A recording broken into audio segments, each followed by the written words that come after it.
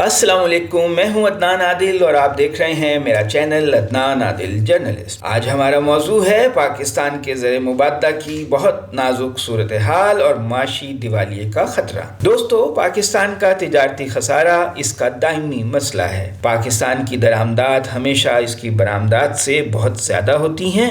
چند روز پہلے 30 جون کو ختم ہونے والے مالی سال میں تو صورتحال مزید خراب ہو چکی ہے۔ ملک کا تجارتی خسارہ 48 ارب 66 کروڑ ڈالر ہو گیا ہے، جبکہ اس سے ایک سال پہلے یعنی 30 جون 2021 تک یہ خسارہ 31 ارب ڈالر تھا۔ یہ سرکاری اعداد و شمار ہیں جو ابھی جاری ہوئے ہیں۔ گویا اس بار تجارتی خسارے میں تقریباً 18 ارب ڈالر کا اضافہ ہو گیا گزشتہ سال کی نسبت۔ حالانکہ حکومت نے تجارتی خسارے کو کم کرنے کے لیے مئی کے مہینے میں 800 اشیاء کی بیرون ملک سے درآمد پر پابندی لگائی تھی، لیکن درآمدات میں خاطر خواہ کمی نہیں ہو سکی۔ اس بے تحاشا تجارتی خسارے کی ایک بڑی وجہ یہ ہے کہ عالمی منڈی میں پیٹرولیم مصنوعات، قدرتی گیس اور اجناس کی قیمتیں بہت زیادہ بڑھ گئی ہیں، اس لیے ان کی درآمد پر زیادہ خرچ آ رہا ہے۔ پاکستان نہ صرف خام تیل بلکہ کھانے کا تیل، دالیں اور چائے بھی بیرون ممالک سے درآمد کرتا ہے،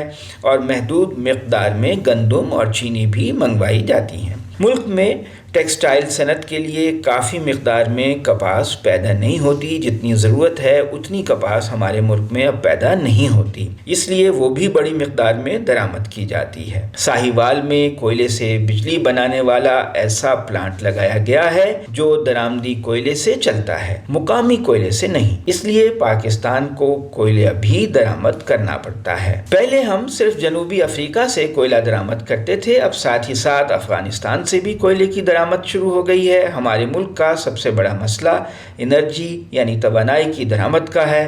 30 جون کو ختم ہونے والے گزشتہ مالی سال میں تقریباً 23 ارب ڈالر بلکہ شاید تھوڑا اس سے بھی زیادہ پیٹرول، ڈیزل اور قدرتی گیس کی درآمد پر خرچ کیا گیا۔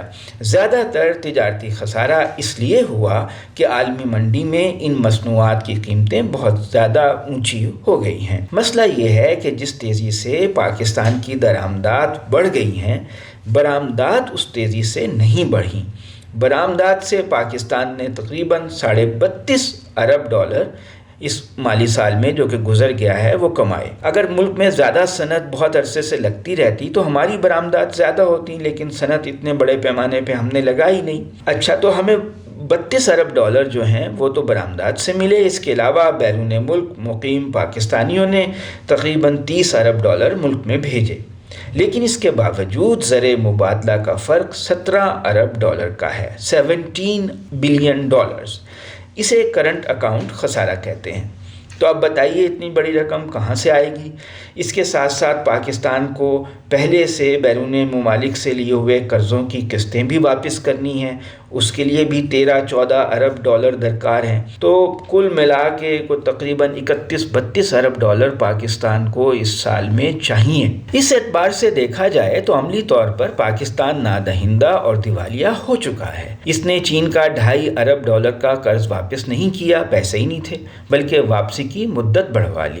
عالمی مالیاتی ادارہ IMF بھی پاکستان کو اب تک قرض دینے پر آمادہ نہیں ہوا۔ اس وقت اسٹیٹ بینک کے پاس صرف 10 ارب ڈالر موجود ہیں۔ یہ رقم بمشکل 1.5 مہینے کی درآمدات کے لیے کافی ہے۔ اگر IMF قرض دینے میں مزید دیر کرتا ہے تو پاکستان کو درآمدات کے لیے شدید مشکلات کا سامنا ہوگا، پیٹرول بھی منگوانا مشکل ہو جائے گا۔ IMF روز بروز پاکستان پر سخت ترین شرائط عائد کرتا جا رہا ہے۔ پہلے اس نے پاکستان حکومت سے کہا کہ اپنی آمدن بڑھانے کے لیے پیٹرول اور ڈیزل پر ٹیکس لگاؤ، بجلی کی قیمت بڑھاؤ۔ اب وہ کہہ رہا ہے کہ احتساب کے قانون میں آپ نے جو اب تبدیلیاں کی ہیں اس موجودہ حکومت نے، ان کو ختم کرو، کیونکہ اس نئے قانون سے پاکستان میں کرپشن کو فروغ ملے گا اور جو انٹرنیشنل عالمی بیسٹ پریکٹسز ہیں یہ اس کے خلاف ہے۔ حقیقت یہ ہے کہ IMF میں امریکہ کے ووٹ سب سے زیادہ ہیں۔ جب تک امریکہ گرین سگنل نہیں دے گا IMF پاکستان کو قرض نہیں دے گا۔ امریکہ پاکستان سے خوش نہیں ہے۔